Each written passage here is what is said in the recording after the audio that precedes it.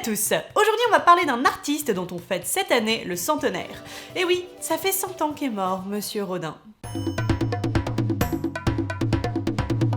Pour ses études d'art, Rodin ne va pas à l'école des beaux-arts où il est refusé, mais à l'école spéciale de dessin où il rencontre des grands maîtres de la sculpture comme Carpeaux ou Barye. Il travaille plus tard pour des sculpteurs très à la mode du Second Empire comme Carrier-Belleuse, mais ça ne l'empêche pas d'aller chercher ailleurs que chez ses maîtres les thématiques pour ses sculptures. Grand lecteur, Rodin développe une culture littéraire immense qui l'influence certainement dans son goût pour la mythologie grecque, pour Dante ou encore l'érotisme. Mais derrière ce socle littéraire, derrière l'anecdote que raconte l'œuvre, Rodin cherche toujours un sens général, un sens allégorique. Son célèbre Âge d'airain, par exemple, n'est pas qu'un thème emprunté à Hésiode. Il évoque aussi l'homme originel face à une nouvelle étape du monde. Les contemporains de Rodin y voyaient sans doute une référence à la défaite que connut la France face à l'Allemagne en 1870, mais le sujet est plus permanent que ça. Bref, ne vous fiez pas au titre, car Rodin donne rarement dans l'anecdotique.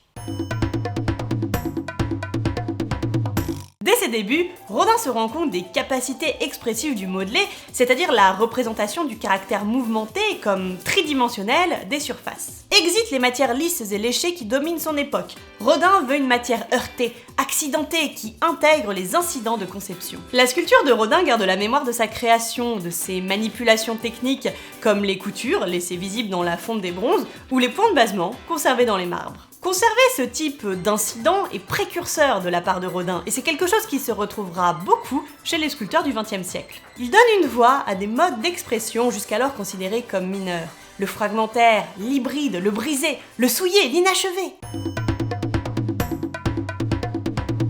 Rodin a une œuvre étonnamment variée. Dans ses années de jeunesse, par exemple, il préfère le réalisme précis, qui perdure dans ses portraits. Plus tard, il s'adonne au modelé tumultueux de ses célèbres bronzes. Ensuite, il essaye les effets de formes inachevées dans ses marbres. Même ses sujets varient vachement, mais une chose demeure, et c'est son goût pour l'anatomie. C'est particulièrement flagrant dans sa Porte des Enfers, l'œuvre de sa vie demeurée inachevée, dont la figure centrale, celle de Dante, sera plus tard détachée par ses soins pour devenir son célèbre penseur.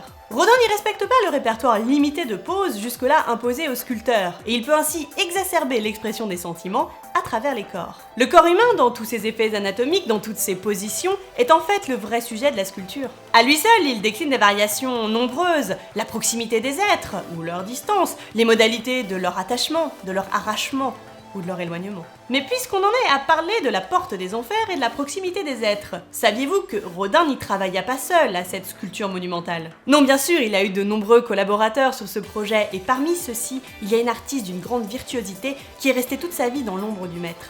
Camille Claudel. Du coup, je vous propose qu'au prochain épisode, ce soit elle qu'on mette un peu en lumière pour changer. Et voilà qui devrait vous aider à mieux identifier et comprendre le style de Rodin. Si l'épisode vous a plu, n'oubliez pas que le like, le partage, le commentaire soyeux, l'abonnement, tout ça sont les choses qui font vivre la chaîne. Et les petits coups de pouce sur Tipeee, ça fait toujours plaisir. En attendant, voici les résultats du quiz de l'épisode précédent sur Paola Modersohn-Becker.